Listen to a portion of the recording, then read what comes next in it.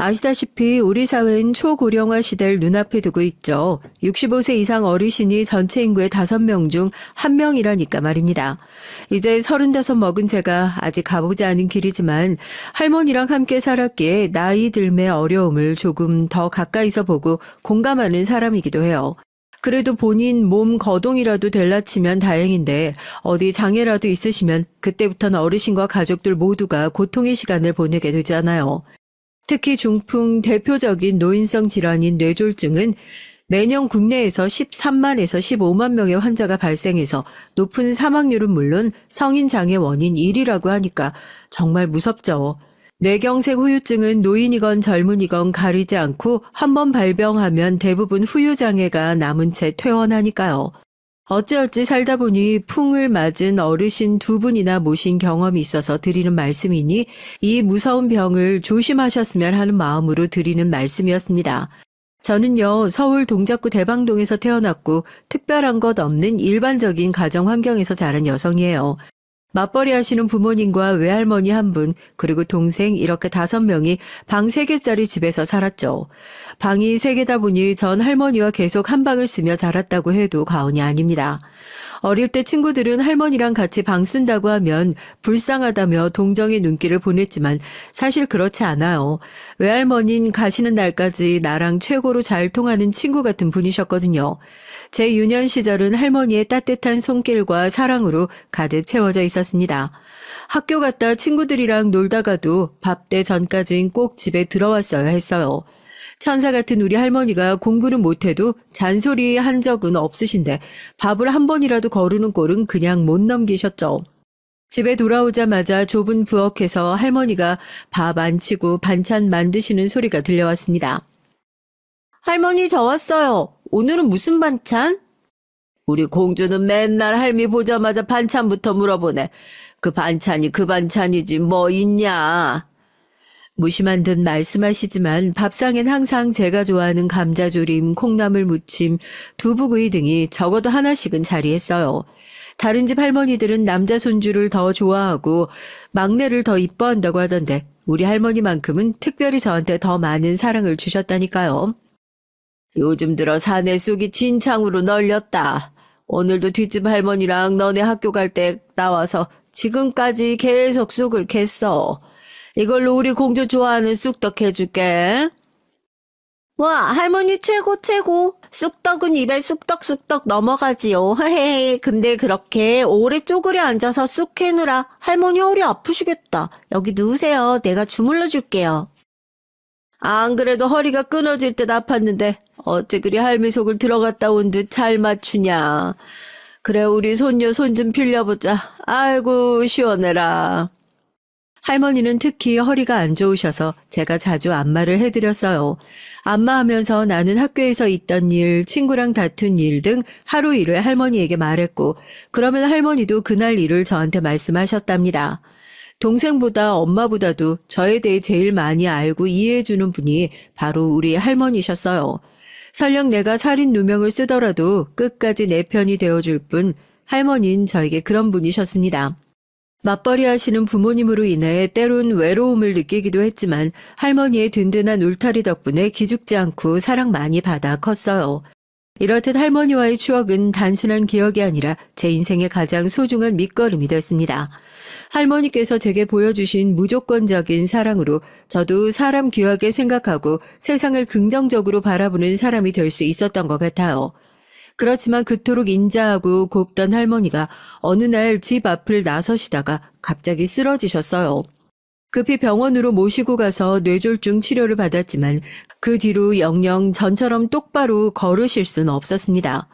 왼쪽 뇌혈관이 막혀서 초반엔 오른쪽 눈도 못 뜨시고 입으로 뭘 삼키거나 말씀하시는 것도 힘들어 하셨어요. 오른팔과 다리는 나뭇가지처럼 축 늘어져서 할 일 없이 하루의 대부분 시간 동안 주무셔야 했고요. 그런 할머니 모습을 보니까 속이 상해 견딜 수가 없었습니다. 하지만 더 기가 막힌 건 부모님이 맞벌이를 해도 빠듯한 살림에 할머니를 간호한다고 엄마가 일을 그만두실 수도 없던 상황이었죠. 고심 끝에 부모님은 할머니를 요양병원에 보내려고 결심하신 거예요. 그걸 알게 된 전 필사적으로 막았습니다. 절대 안 돼. 할머니 거기 가시면 가족품 떠나서 더 힘드신 거 아니야. 차라리 내가 할머니 옆에 있을게. 그러면 요양병원 안 가셔도 되죠? 그때 제가 대학교 2학년 때였는데요. 부모님께 제가 하는 말이 그냥 하는 말이 아니라는 걸 보여드리기 위해 학교에 휴학계까지 내고 왔습니다. 할머니, 이제부터 내가 있으니까 걱정하지 마. 할머니랑 매일 재활훈련도 할 거고 뇌졸중 조사도 많이 해서 할머니 꼭 다시 전처럼 움직이실 수 있게 할 거야. 할머니 다치지 마시라고 집안 곳곳에 안전 손잡이를 설치했고 가장 위험한 화장실에 충격 완충 바닥재를 깔고 있는데 우웅우웅 하며 소리 죽여 힘겹게 내쉬는 할머니의 울음소리가 들렸어요. 할머니 왜 그러시냐고 어디 많이 아프시냐고 물었더니 우리 공주가 나 병간호 한다고 대학도 못 가네. 우리 손녀 앞길 막으면서 나 더 오래 살고 싶지가 않다. 할머니는 요양병원이 좋고 편해. 나 거기 좀 보내다오. 제발 보내줘. 단어 한마디씩 말도 하기 어려운 분이 계속 반복해서 요양병원 보내달라고 그러셨어요. 제가 이렇게 글을 쓰면서도 그날 할머니의 우시는 얼굴이 떠올라서 마음이 무척 괴롭습니다. 하지만 제 고집이 웬만한 쇠고집을 능가해서요. 할머니가 저 생각해서 마음에 없는 말씀 하시는 걸 저도 알아요. 그리고 제가 할머니 옆에서 24시간 도왔습니다. 하지만 여러분도 아마 아실 거예요. 중풍 환자의 어려움은 단기간에 좋아지는 것도 아니고 기약 없는 긴 시간을 버텨내야 하는 일이라는 걸요. 꼬박 1년의 시간 동안 간병하면서 할머니의 상태는 더 나빠지기만 하셨으니까요. 이젠 치매마저 와서 생전 없던 반찬 까타를 부리시고 저한테 말씀도 억세게 하시고 할머니는 좀 달라지셨습니다. 그러다가 한 번씩 정신이 드시면 미안하다고 너한테 죄 짓고 간다고 저 잡고 그렇게 우셨죠. 부모님도 더는 저를 휴학하도록 두고 볼 수 없다며 할머니를 요양병원에 보내기로 하셨습니다. 버거운 간병 생활을 마치고 학교로 돌아갈 수 있다는 마음보다 늘 내 옆에 계시던 할머니가 이젠 영영 못 만날 것만 같은 두려움이 더 컸죠. 주말마다 할머니를 뵈러 요양병원에 갔지만 늘 곁에 있던 저만은 느낄 수 있었어요. 날이 다르게 할머니는 저 세상 앞으로 한 발짝씩 걸어가고 있다는 걸요. 결국 요양병원에 모시고 1년도 채 못 돼서 할머니는 영원한 안식에 잠드셨습니다. 내가 좀 더 버티고 할머니를 곁에서 모실 걸. 그랬으면 우리 가족 품에서 돌아가셨을 텐데 할머니 임종 순간을 지키지 못한 죄책감을 가슴에 오래 묻고 살았죠. 대학에서 컴퓨터 공학도로서 졸업 후에 교수가 되고 싶어서 대학원에 바로 진학했어요. 학비나 용돈은 제가 과외하고 학교 조교 활동하며 많은 부분을 감당하며 다녔고요. 대학원 과정 중간 지도 교수님 눈에 들어서 동문 선배가 세운 벤처회사에 스카우트 제의를 받았습니다. 이제 막 시작하는 회사지만 연봉도 높고 회사가 성장하면서 그에 따른 성과급도 높을 것이라는 교수님 얘기만 믿고 그 회사에 들어갔어요. 제가 하는 일이라는 게 바쁜 시즌엔 일주일에 70시간 넘게 일할 만큼 정말 바빠요. 처음 회사에 다니면서 열심히 일하고 그러다 보니 어느덧 내 나이가 30이 됐더라고요. 가수 김광석님의 30쯤에를 들으며 문득 내 인생이 뭐가 남았나 하는 회의감이 들었어요. 젊은 나이에 치기답게 잘 놀아보지도 못했고 게다가 연애는 제대로 된 연애는 딱 한 번 해봤고요. 그 한 번 사귀었던 남잔 성격도 별로고 이상한 피해의식에 젖어서 사사건건 부딪혀서 좋은 기억이 별로 남아있지 않았어요. 비혼주의도 아닌 내가 이대로는 안 되겠다 싶어 결심했죠. 회사에서 바쁜 프로젝트가 마무리되는 시점에 주변에 온통 남자 소개해달라고 얘기하고 다녔습니다. 그렇게 받은 소개팅을 몇 번 하다가 드디어 내 남자를 만나게 됐어요. 우리 회사 선배가 자기 대학 후배라고 소개해준 남자가 바로 경원 씨였거든요. 서울 신촌 모 카페에서 처음 만나서 본 그 사람은 외모도 멀끔하고 성격도 쾌활하고 썩 괜찮아 보이는 남자였습니다. 나지막하게 굵은 목소리도 참 매력적이었고요. 처음 본 순간 그에게 호감이 생겨서 그에게 잘 보이고 싶었어요. 신경 써서 말투도 고치고 그의 말에 잘 웃어주며 소개팅 대화를 이끌어갔습니다. 하지만 내 느낌에 처음 보자마자 그는 내 첫인상이 만족스럽지 않았는지 시큰둥한 태도로 별반 관심이 없어 보였죠. 이런저런 얘기를 하다가 대학 때 할머니 간병했던 얘기를 하니까 그의 표정은 흡족하다는 듯 저에 대한 태도가 180도 바뀌었어요. 어쩌면 내 착한 마음씨에 호감이 생겼나 보다 했는데 결국 우린 서로에게 푹 빠져 사랑을 시작했습니다. 난 세상에서 가족이 제일 중요하다고 생각해. 내가 만났던 여자애들이 얼굴이나 몸매는 괜찮았지. 어떨 땐 지릴 만큼. 그 면에 혹해서 만났다가 결국 끝은 공주처럼 다 저만 위해달라 하고 남자 조건 보고 취집해서 팔자 고칠 생각만 하더라. 내 주변에도 그런 여자들 좀 있어서 자기가 무슨 말 하는지 알 것 같아. 나도 자기처럼 가족이 제일 소중하다고 믿는 사람이야. 그때까진 가족을 위하는 가치관이 같은 나와 꼭 맞는 사람이라고 믿었어요. 그래서일까요? 서로 간에 결혼 얘기는 오갔지만 아직 상견례도 안 한 시점에 자꾸 자기 본가에 절 데려가는 겁니다. 당시 경원 시내 회사는 천안에 있어서 평일은 회사 기숙사에서 생활하고 주말이면 서울에 있는 본가에 가곤 했거든요. 원거리 연애를 하다 보니 주말엔 나도 경원 씨 보고 싶은데 자꾸만 그는 주말엔 자기 가족들과 함께 해야 한다면서 아예 자기 집에서 노는 게 어떻겠냐는 거예요. 어차피 결혼할 사이인데 우리 가족이랑 미리 안면도 트고 친하게 지내면 좀 좋으냐 하는 구실로 말이죠. 그 처지에서 생각해보니 시부모님과 미리 친해지면 결혼해도 좋고 또 데이트 비용도 아낄 수 있으니 괜찮겠다고 했죠. 그렇게 예비 시댁에 가서 예비 시부모님과 함께 식사도 하고 TV 시청도 같이 하며 가족처럼 친근한 관계를 만들고자 노력했습니다. 그런데 격주로 가던 게 이젠 아예 매주 시댁에 가야 했어요. 또 내가 그 집 며느리가 다 됐다 싶으셨는지 세 번째 방문 때부턴 시어머님이 부엌에 저보고 들어가서 식사 준비를 하라고 하시더라고요. 아이고, 이번 주에 단체 손님을 좀 많이 받아서 그런가 허리가 끊어질 듯 아프네. 얘 경원아, 나 파스 좀 붙여라. 엄마, 허리 원래 안 좋으시잖아요. 큰일이네. 파스로 이럴 게 아니라 저기 한의원에 가서 침이라도 맞으시죠. 아직 병원 문 안 닫았을 시간이니까 서둘러 옷 입으세요. 이렇게 둘이 옷을 챙겨 입더니 나가면서 예비 시모가 저한테 그랬어요. 그 냉장고 열어보면 채로 보일 거야. 그 된장찌개랑 쭈꾸미 볶음 해놓고 있어. 밥은 절대 전기밥솥 말고 압력밥솥 해 하고. 우리 경원인 그 밥 아니면 못 먹는다. 갑자기 혼자 시댁에 남겨져서 남의 집 살이하는 가정부처럼 부엌 찬장 여기저기 열어가며 살림을 파악하고 있었죠.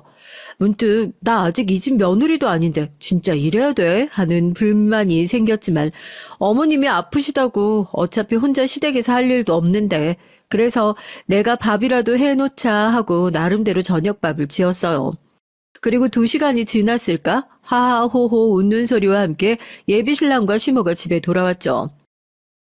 어머님 치료 받고 허리 좀 괜찮아지셨어요? 좀 낫다. 의사 말이 일 놓고 잘 쉬어야 한다는데. 아이고, 내가 어디 그를 팔자니. 내일부터 또 가게 나가야지. 아이고, 내 팔자야. 제가 쭈꾸미 볶음은 처음 해봤거든요. 나름대로 열심히 만든다고 해봤어요. 냉장고에 있는 밑반찬이랑 식탁에 차려놨으니까 어서 식사하러 오세요. 그러면 어머님이 나한테 수고했다, 미안하다, 고맙다 이런 칭찬을 해주실 거라 기대하고 있었거든요.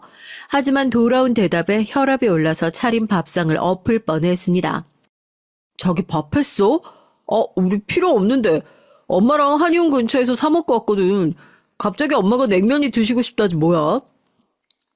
좀 그럴 수가 있어? 나 혼자 여기서 기다릴 줄 뻔히 알면서 게다가 어머님께서 찌개랑 쭈꾸미 볶음 해놓으시라고 시키셨잖아요. 잊으셨어요? 아니 이게 뭔 맛이래. 아이고 얘 생색을 내려면 음식이나 제대로 만들고 얘기해. 이렇게 그냥 맛대가리 없는 건 처음 먹어본다 야. 아까운 재료들이나 버리게 생겼네. 너나 먹어 치워. 저도요, 우리 집에서 대접받고 할머니랑 부모님께서 애지중지 키워주신 귀한 자식이에요. 집에서 해주시는 음식 먹을 줄만 알았지 제 손으로 이런 요리 한 번도 한 적이 없어요. 살림이야 미리 하고 잘 배워봐야 시집가서 고생만 한다고 엄만 제가 부엌일 돕겠다고 나서도 말리셨을 만큼 귀한 딸이에요. 그렇다 보니 제가 한 음식이 맛이 나쁠 수야 있죠. 그래도 그렇지 저리 심한 혹평을 하시고 인상까지 찌푸리며 나보고 먹어 치우라니. 예비 며느리도 명색이 손님인데 덩그러니 버려두고 자기들끼리 맛난 음식 먹으면서 제 생각은 조금도 안 들었을까요? 그들 앞에서 눈물을 쏟는 모습은 보이고 싶지 않았습니다. 이만 가보겠습니다 외치고 시댁에서 그냥 나와버렸죠. 적어도 경원 씨만큼은 미안하다고 사과하며 날 붙잡을 줄 알았는데 그게 아니더라고요. 너무 서글픈 기분으로 집에 가서 그의 사과를 받기 전까지 어떠한 연락도 안 하려고 했어요. 하지만 그 사람은 나에게 전화도 카톡도 아무 연락도 하지 않았습니다. 그 일이 있고 이틀 뒤 경원 씨가 우리 집 앞에 있다며 잠깐 보자는 카톡을 보냈어요. 그럼 그렇지 이제야 반성하고 사과받겠네 하며 들뜬 마음으로 집 앞에 나갔는데 그는 날 보자마자 첫 마디가 그랬습니다. 너 이것밖에 안 되는 여자였어? 그가 하는 말인즉슨 제 기분 나쁘다고 어른께 인사도 제대로 안 하고 가버려서 자신은 물론 어머님이 극대노했답니다. 그러니 직접 자기 집에 와서 그 일에 대해 제대로 사과하지 않으면 우리가 결혼하기 어려울 것 같다는 것이었죠. 모든 잘못을 내가 한 것인 양 말하는 경원 씨를 보면서 날 감싸주고 대변해주기는커녕 자기 엄마 편에 서서 나에게 사과해라 강요하는 그의 모습에 너무 실망이 컸어요. 내가 믿고 사랑한 사람, 나에게 잘해주었던 그 사람이 맞나 믿기지가 않았죠. 모든 것이 무너지는 심정으로 눈물을 흘리며 이별을 고하고 전 집으로 돌아와 버렸어요.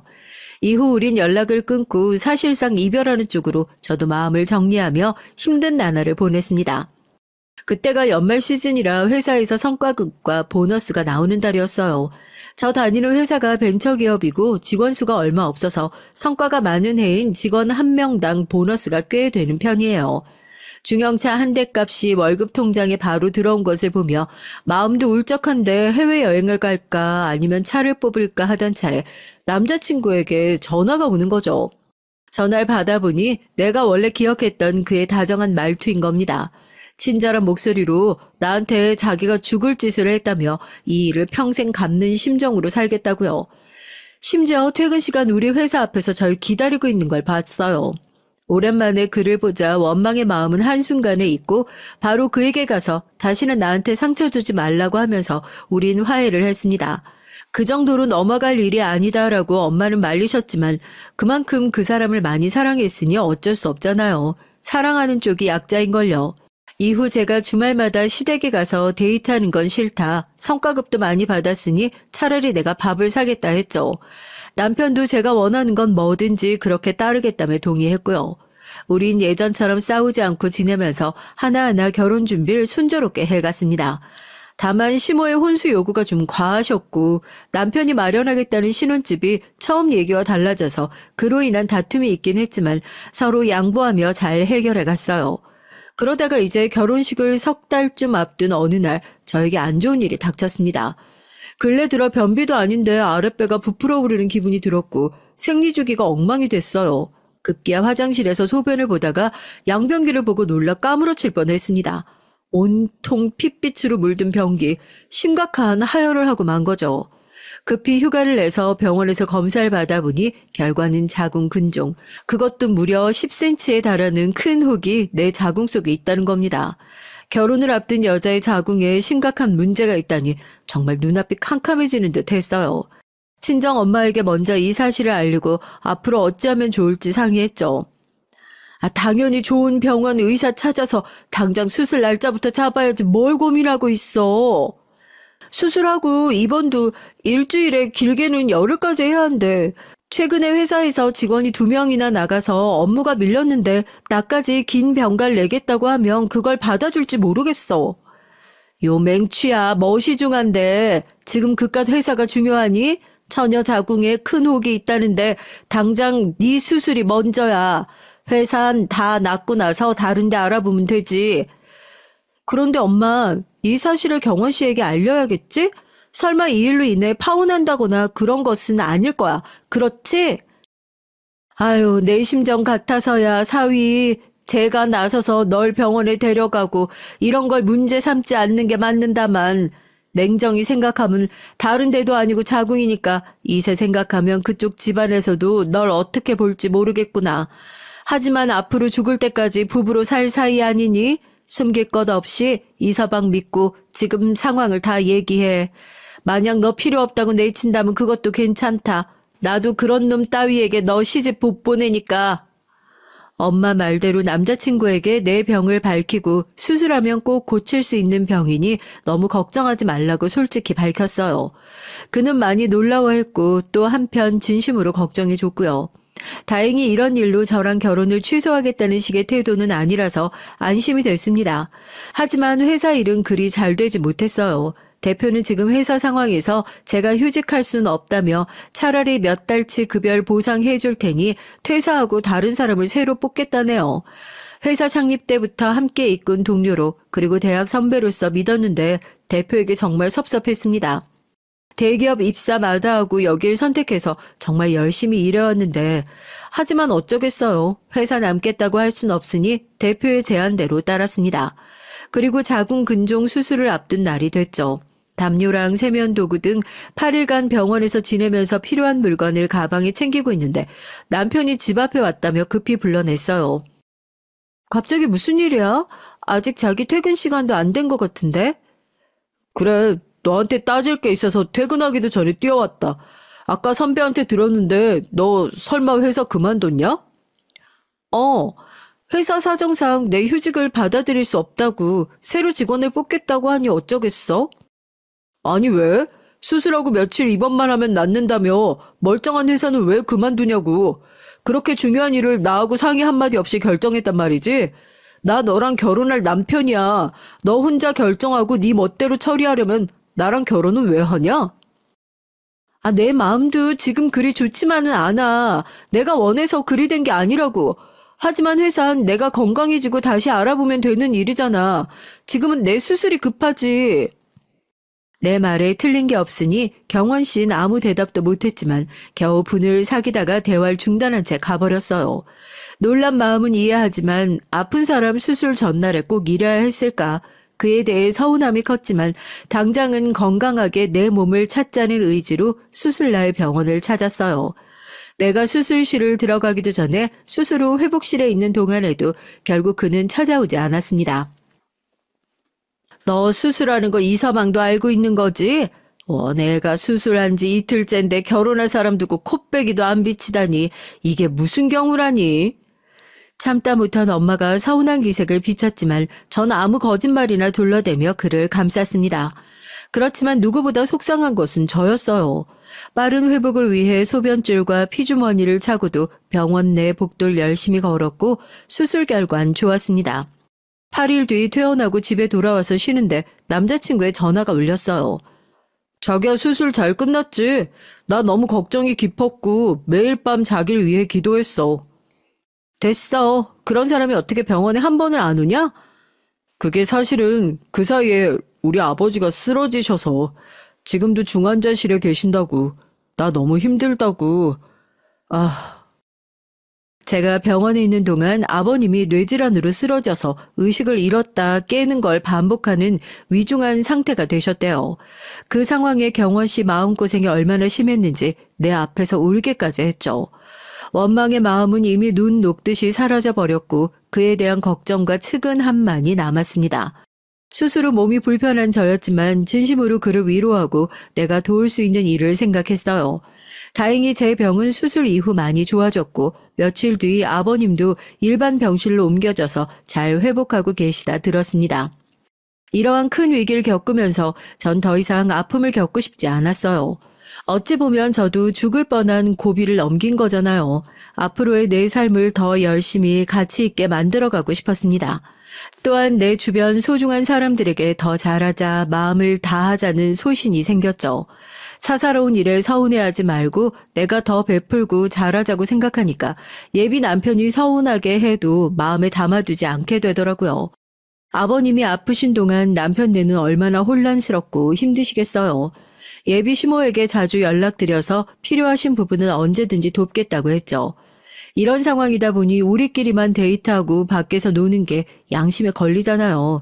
우린 다시 시댁에 가서 요리를 해먹으면서 그렇게 지냈습니다.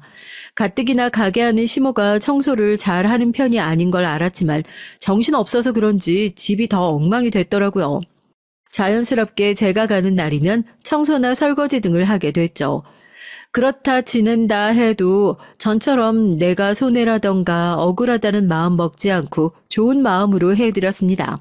네, 전 나름대로 최선을 다해서 잘하고 있다고 생각했어요. 그런데 여러분 그거 아시죠? 사람이 잘해주면 호의가 권리인 줄 안다고.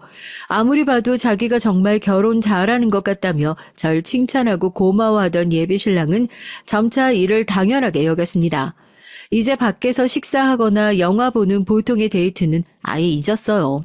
오늘은 언제 우리 집에 올 거야? 나 몇 시에 들어가니까 시간 맞춰와. 이렇게 절 자기 집에 부릅니다. 하루는 제가 도착하자마자 예비신랑이 인사도 없이 빨리 저에게 턱짓만 했어요. 그러니까 거실에 널어져 있는 빨래를 보면서 그걸 개라는 듯 턱으로 표현하는 거죠. 마치 내가 일하러 온 도우미 아줌마가 된 기분이었어요. 이렇게 작아지는 기분으로 눈치 보며 평생 살아야 하는 건 아닐까 두려워졌습니다. 이 상황이 불만족스러웠지만 뭐라 큰소리 낼 수는 없었던 건 제가 직장을 잃고 시간이 가장 많은 사람이었으니까요. 그리고 남편의 가족이 곧 내 가족이니 닥쳐온 어려움을 함께 극복하는 것이 옳다고 믿었습니다. 내가 다시 직장에 나가서 분가해서 살면서 모든 것이 좋아질 거란 희망이 있었어요. 그러다 갑자기 결혼 직전에 신혼집 문제로 크게 한번 다퉜는데요. 직장 생활하면서 1억 8천만 원 모았고 친정아빠가 보태주신 돈까지 해서 2억 8천만 원으로 방화동 역세권 아파트를 얻을 수 있겠더라고요. 은근슬쩍 예비 신랑에게 신혼집을 어찌하겠느냐 물어보니까 믿을 수 없는 얘기를 했습니다. 자기가 가진 돈은 5천만 원이 달하며 이 돈을 내가 집 사는데 보태겠다는 거죠. 아무리 그래도 그렇지 이건 아니다 싶었어요. 그동안 시모가 자기 가게가 얼마나 잘 되는지 침이 마르게 자랑을 해왔으니까 그 정도 대박 식당이면 못해도 서울 안에 아파트는 마련해 줄 줄 알았거든요. 그 말 많고 여기저기 안 끼는 데 없는 시모가 신혼집에 관해선 조용한 겁니다. 태도가 실망스러웠지만 결혼이 코앞에 다가온 지금 뭐 다른 방법이 없으니 일단 내 자금으로 계약하고자 했어요. 그런데 결혼할 남자의 뻔뻔스러움이 거기서 끝이 아니라 집의 명의를 공동명의로 하자는 거 있죠? 아무리 100번 양보해본들 이것까지는 아니다 싶었고 친정 부모님께 일렀어요. 제 말을 듣자마자 두 분은 펄쩍 뛰며 어떻게 그럴 수가 있느냐, 절대 그렇게는 시집 보낼 수 없다 나오셨죠. 만에 하나라는 게 있는데 이혼이라도 할라 치면 돈 몇 푼 안 못한 놈이 반반 나누자고 할 게다. 아무리 그래도 이서방 그 정도로 최악은 아니에요. 사람을 믿냐? 난 상황을 믿어. 화장실 들어갈 때 다르고 나올 때 다른 게 사람 마음이야. 절대 안 된다. 만약 너희 공동으로 하면 내 돈은 빼겠어. 이 같은 아빠의 태도에 남자친구도 한 수 접고 제 명의로 집을 계약했어요. 참 여러 난관이 있었지만 9월 3일 날 드디어 결혼 행진곡을 올릴 수 있었습니다. 웨딩드레스를 입고 남편과 결혼 서약서를 읽으며 다짐했었죠. 여기까지 힘겹게 온 만큼 더 찬란한 결혼 생활을 하리라. 결혼식이 끝난 후 신혼여행지 태국의 푸른 하늘과 에메랄드빛 바다가 우리를 반겼습니다. 모래 해변 위로 우리의 발자국이 새겨지는 순간 마치 영화 같은 장면이 펼쳐지는데 서로 잡은 손처럼 앞으로의 인생을 함께 시작하는 설렘을 느꼈어요. 남편은 우리 이제 하나야. 이 순간이 정말 특별하다라고 속삭였고 제 마음은 그 순간 말로 표현할 수 없는 행복으로 가득 찼습니다. 그와 함께 있는 모든 순간이 완벽했었지만 돌아오는 마지막 날 남편의 휴대전화기에서 수상한 문자를 보고 나서 마음의 불안함이 솟아났어요. 아들아, 신혼여행에서 잘하고 있는 거지? 유라 의심 못하도록 조심하고 우리 계획을 끝까지 이루자. 처음엔 의심하지 않으려 했지만 점차 모든 것이 의심스러웠습니다. 시어머니와 남편 사이에 무언가 비밀스러운 공모가 있다는 느낌이 들었어요. 그 공모의 실체에 대해서 적나라한 현실의 모습을 마주하게 된 건 그리 오래지 않았지만 말입니다. 신혼여행을 다녀와서 친정집에서 하루 자고 다음날 시댁으로 건너오자 시모는 우리를 웃으며 반겨줬어요. 너희 아버지한테도 인사드려야지. 자, 안방에 계시니 같이 가보자. 시아버님은 그동안 병원에 계셨는데 신혼여행 간 사이 퇴원하셨던 모양이었죠. 아버지, 저희 신혼여행 잘 갔다 왔어요. 요양병원 말고 이제 집에 계시니까 마음 편하시죠? 앞으로 이 사람이 잘 모실 거예요. 후후후. 이 사람이 나를 말하는 건가? 갑작스러운 상황에 어리둥절한데 시모가 쐐기를 박았습니다. 너도 이제 우리 집안 사람이니 며느리, 네가 앞으로 아버지 모시거라. 바로 이것이 시모와 남편의 계획이었던 겁니다. 나를 속였다는 배신감이 들자 앞에 뵈는 게 없어지면서 이 한마디를 내뱉고 가방을 들고 나와버렸죠. 정말 심하시네. 아줌마, 그렇게는 못해요. 우리 아직 혼인신고 안 했으니까 경원 씨랑 파혼할 거예요. 아무리 화가 나서 앞뒤 안 가리고 말한다고는 했어도 시어머니한테 아줌마라니 저도 참 웃기죠. 크크. 멋지게 한마디 하고 나오긴 했는데 이 꼴로 친정집에 가긴 싫고 마련했던 신혼집에 갔습니다. 그런데 남편은 우리 집에 오지 않고 계속 시댁에서 지내는 거예요. 감히 엄마한테 아줌마라니. 너야말로 직장 잃고 남편도 없는 아줌마 신세 돼 볼 거야? 그저 현실을 받아들이고 조용히 살아. 주제 넘게. 중풍에 걸린 시부까지 내가 맡을 순 없다고 나오니 남편은 이렇게나 날 비웃어댈 뿐이었습니다. 여러 날이 지나면서 내 결혼은 어떻게 바로잡아야 할지 갈피를 못 잡겠더라고요. 결국 전 그들 요구대로 해주기로 마음먹었어요. 이러는 제가 여러분께선 정말 이해가 안 되죠? 어렵게 결혼해서 이룬 가정도 남편도 제가 참 많이 사랑하고 놓치고 싶지 않았나 봐요. 외할머니도 모셔봤는데 힘 닿는 데까지 그래 아버님 한번 모셔보자 굳은 결심하고 시댁으로 향했습니다. 하지만 시아버지의 병간호는 생각보다 더 무거운 짐이었어요. 남자인데다 체격이 건장했던 시부를 간호하는 일은 외할머니를 도울 때의 그것과는 차원이 다르더라고요. 게다가 할머니보다 아버님은 말씀도 더 잘 못하고 의사표현이 어려운 중증의 상태셨거든요. 의료용 장갑을 끼고 시아버지의 배설물을 치워낼 때 악취와 싸워가며 자존심이 무너지는 느낌이었죠. 이 정도로 힘든 간병은 요즘 조선족 아주머니들도 기피한다는데 젊고 잘 나갔던 커리어 우먼인 내가 하고 있다는 현실에 자존심이 구겨졌습니다. 아버님 식사 준비는 따로 해야 했고 남편과 시모의 것까지 제 몫이었죠. 시아버지의 몸을 때마다 돌려드려야 하고 세탁부터 청소까지 병간호에 필요한 모든 일을 제 손으로 해결해야 했어요. 시아버진 종일 침대에 누워 계셨고 그분 눈빛은 무기력하고 공허해 보였습니다. 중풍 후유증으로 몸을 움직이지 못하고 방에 갇혀 있으려니 자신이 얼마나 안타깝고 답답했겠어요. 그래서인지 가끔 아버님 마음속 짜증과 분노는 24시간 붙어있는 저에게 풀기에 이릅니다. 그의 몸뿐 아니라 감정까지 보살펴야 한다는 사실이 절대적인 무게와 부담으로 다가왔죠. 하지만 이 모든 걸 혼자 감당하고 가족 누구도 날 도와주지 않았어요. 시모는 아예 날 믿고 뻑하면 외출 중이었습니다. 게다가 식당 사장의 옷차림은 뭐 그런지 치마를 입고 입술에 빨간 립스틱을 칠하고 왜 머리를 그룹으로 마는 걸까요? 67세의 시모가 치장하고 다니는 한편 정작 32의 전 기초화장 바를 시간도 없이 하루하루 늙어가고 있었어요. 매 순간마다 가슴속엔 분노의 불꽃이 일었습니다. 고생을 알아주지 않는 남편의 무뚝뚝하고 무심한 태도에 내 분노가 더욱 커졌고 깊은 상실감마저 느꼈죠. 그는 나와 상관없는 사람처럼 퇴근 후 집에 와서 옷을 벗어 던지고 자기 방에 들어가 게임에만 몰두했어요. 내가 오늘 하루 얼마나 힘들었는지 얘기 좀 들어봐 달라고 해도 귀에 걸린 헤드셋을 벗지 않고 사는 게 다 힘들어. 그럼 난 노냐? 회사에서 치이다 이제 좀 집에서 쉬려고 하는데 뭔 잔소리야. 너 하나 벌어먹기 얼마나 힘든 줄 알아? 라며 내게 눈길도 돌리지 않고 게임만 해댔죠. 이젠 나 자신이 단순한 간호도구로 이 집에 들어온 건 아닐까 싶어졌습니다. 이제 심리를 넘어서 몸도 이상을 느끼고 말았는데 이전에 있던 아랫배 통증이 생겼어요. 불안한 마음에 수술했던 병원을 찾았는데 자궁에 염증이 생긴 것이라네요.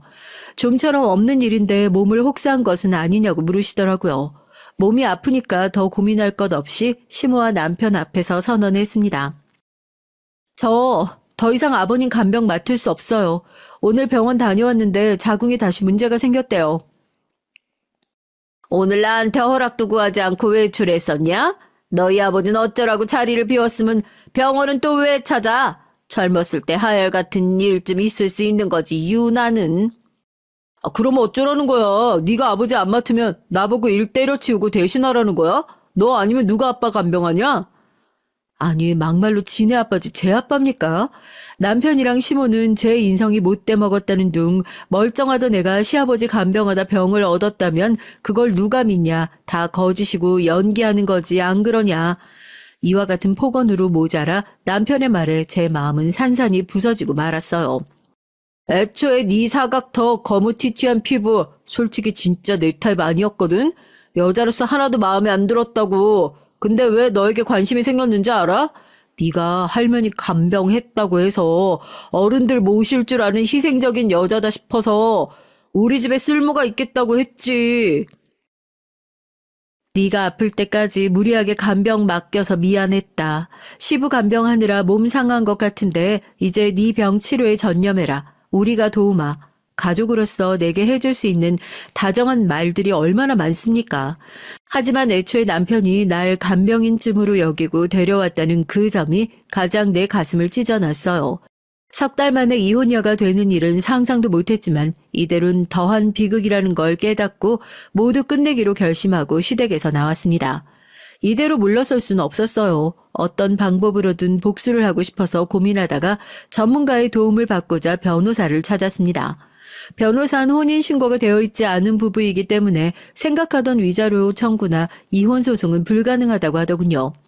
방법은 정녕 없는 건가 한숨을 쉬는 저를 보며 변호사는 이렇게 말했어요. 그렇다고 방법이 없는 건 아닙니다. 사기를 빙자해서 결혼한 만큼 애초에 혼인이 성립되지 않았단 무효소송을 제기할 수 있으니까요. 그뿐만 아니라 사실상 남과 같은 시아버지를 간병했던 시간에 대한 적절한 보상 및 정신적 피해에 대한 손해배상 등 제가 의뢰인을 끝까지 돕겠습니다. 그 여자 변호사는 저에게 수임료를 최소로 받으면서 최대한 도와주겠다고 했죠. 본인 아버지의 간절한 부탁을 받은 바 있으니 자기만 믿으라면서 말이죠. 사실 그 변호사는 대학 지도 교수님의 따님인데 교수님 소개로 찾게 된 사람이었어요. 변호사를 찾기 전 혼자 이 난관을 어떻게 해야 할지 난감하던 때에 결혼식장에서 만난 교수님이 해주신 말씀이 떠올랐거든요. 유라야, 너한테 면목이 없구나. 성 대표가 병이 든 널 회사에서 내보냈단 얘기 듣고 내가 그놈한테 호된 소리 했다.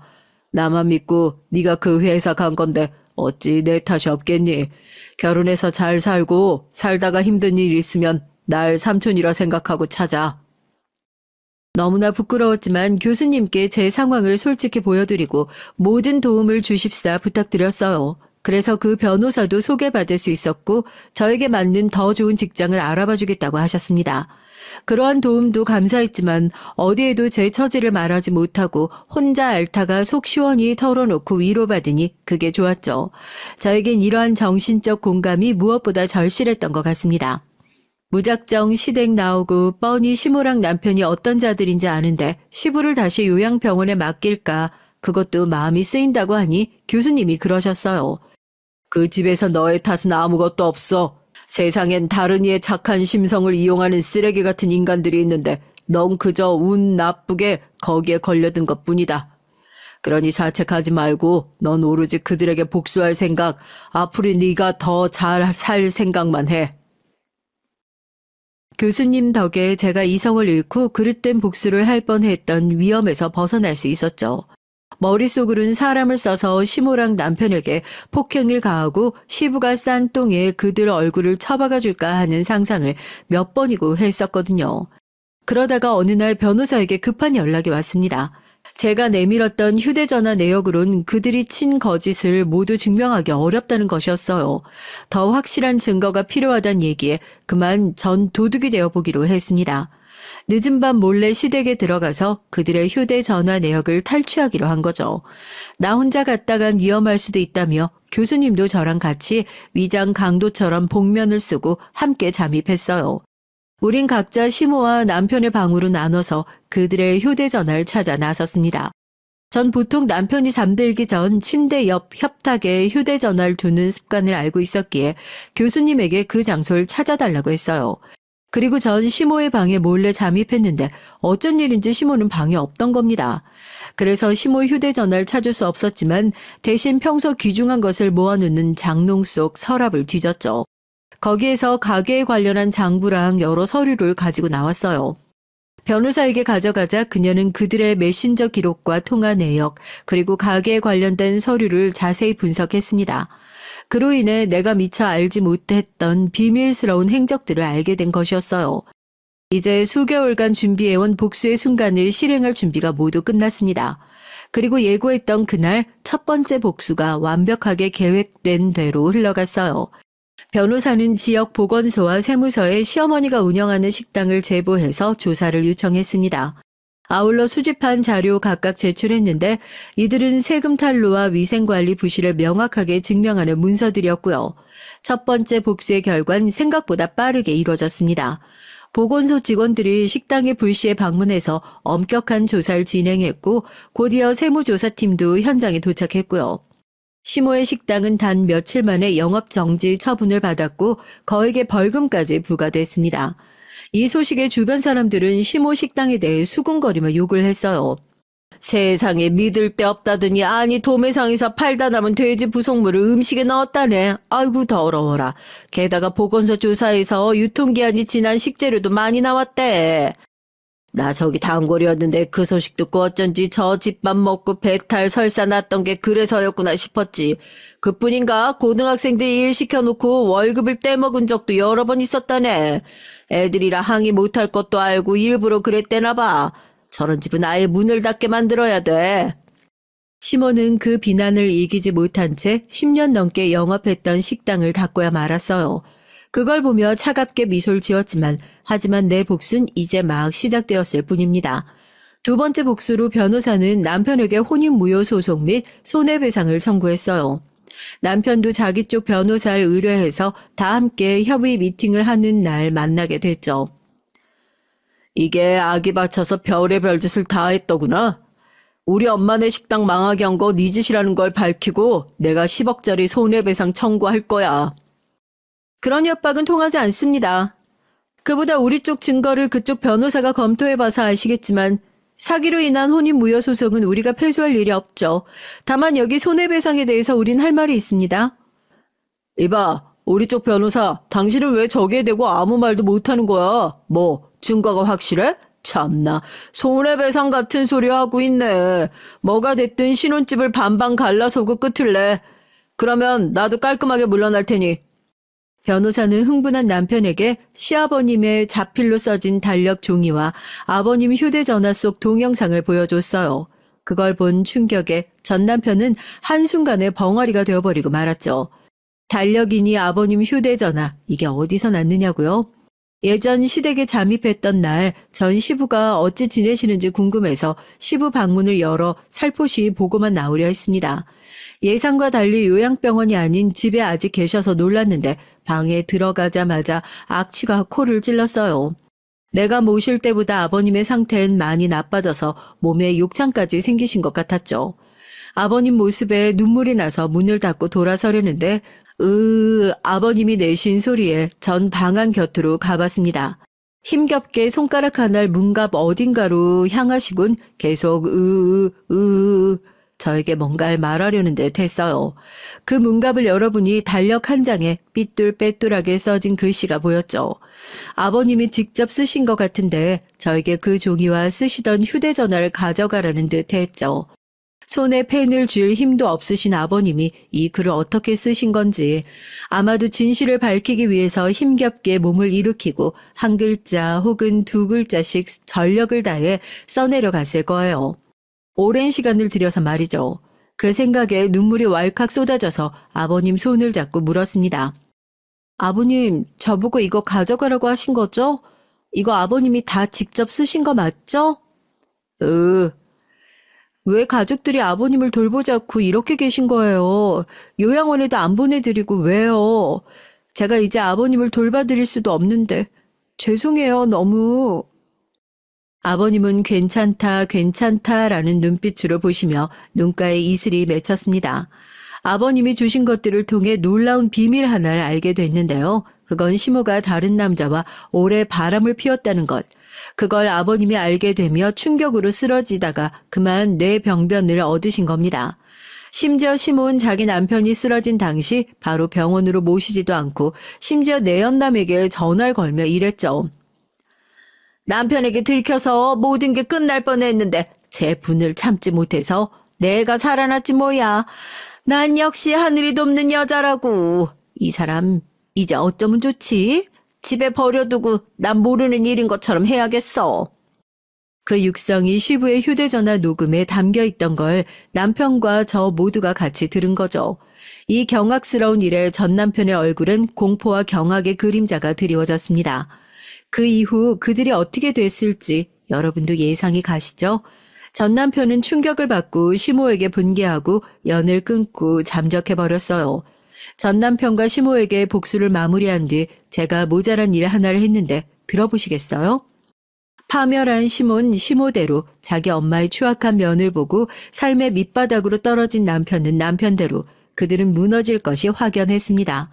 하지만 몸이 불편하신 시아버지는 어떻게 됐을지 걱정이 됐죠. 놀랍게도 그들은 아버님을 어느 싼 동네의 원룸에 모셔놓고 그저 거기 혼자 계시게 둔 거예요. 이게 사실상 고려장이 아니고 뭘까요? 그래서 제가 시부가 겪으신 모든 일을 아버님 형제, 친척분들에게 알리고 시모가 아버님 재산을 한 푼도 갖지 못하도록 법적 대응하시라 말씀드렸죠. 끔찍한 일을 아버님이 당했다는 걸 알게 된 형제분들은 당장 집에 쳐들어가서 시모에게 위해를 가하고 집에서 내쫓았다고 해요. 게다가 시모는 아버님을 거의 죽일 뻔한 범죄자잖아요. 그래서 그에 대한 경찰 고발까지 들어가서 현재 시모는 유치장 신세 중이라고 합니다. 나중에 들어보니 시부는 어느 요양병원에 모셔져서 형제분들이 돌아가며 돌보고 있다고 해요. 또 이렇게 된 데 책임이 있는 아들에게도 시부의 재산을 물려주지 않을 거라고 형제분들은 단언하셨고요. 제가 계획했던 모든 복수가 이렇게 끝이 났습니다. 그렇지만 복수 끝에 제가 행복해졌다거나 하는 구태의연한 동화의 끝은 아니랍니다. 결혼한 지 석 달 만에 파혼했다고 대학 동창부터 친척, 친구들 사이에 제 소문이 쫙 깔렸어요. 내가 잘못한 건 없는데 갑자기 얼굴 들고 세상 밖에 나설 수 없는 그런 처지가 되어버렸다는 것이 속상하지만요. 그렇다고 더 이상 과거의 상처에 매달리지 않고 새로운 삶을 향해 나아갈 준비가 되었음을 깊이 깨달았습니다. 교수님이 몇 군데 회사 면접을 제의해서 그걸 준비하고 있었지만 게임산업 불황으로 쉽지만은 않았어요. 그래도 절 좋게 봐주신 회사 대표들은 약속했죠. 최유라님은 교수님 추천대로 경력도 면접 결과도 만족스러운 지원자입니다. 지금은 회사 상황상 어렵지만 언젠가 상황이 개선되어 직원을 증원하게 되면 제일 먼저 유라 씨를 찾을 겁니다. 내 말 믿어주세요. 당장 취직은 쉽지 않았지만 내 능력을 인정받은 것 같아서 뿌듯했습니다. 마냥 백수로 지낼 수 없어서 아르바이트로 일본어 번역 일을 시작했죠. 전만큼 높은 연봉은 아니지만 내 집 있고 나 하나 먹고 살 만큼의 생활비는 벌고 있어요. 이런 기회에 내 인생을 돌아보면서 그런 생각이 문득 들었죠. 우리 할머니가 늘 제게 그랬듯 내가 자신을 더 소중하고 귀하게 그랬다면 그 사기꾼들에게 이용당하지 않았을 텐데, 더 일찍 빠져나올 수 있었을 텐데, 여러분께서도 저 같은 실수를 하지 않도록 저희 할머니 말씀 잊지 마셔주세요. 당신은 누구보다 귀하고 소중한 사람이라는 걸요. 제 사연은 여기까지입니다. 모두 안녕히 계십시오. 저는 올해로 결혼 10년 차를 맞이한 주부예요. 아들, 딸 두 아이 키우며 늘 빠듯한 가계부를 메우느라 고군분투 중인 평범한 가정주부죠. 저희 남편은 조금 소심하긴 하지만 저와 저희 아이들에게 늘 최선을 다하는 성실하고 가정적인 남자입니다. 사실 저도 좀 조용하고 소심한 편이라서 큰 사건 없이 서로 부딪히지 않고 맞춰가며 살아주는 남편과 제법 합이 잘 맞는 부부라는 생각이 들어요. 저희 부부 성격이 둘 다 이래선지 저희 아이들도 또래보다 얌전한 편이라 특별한 일이 없는 한 조금 심심하긴 하지만 평온하게 살고 있죠.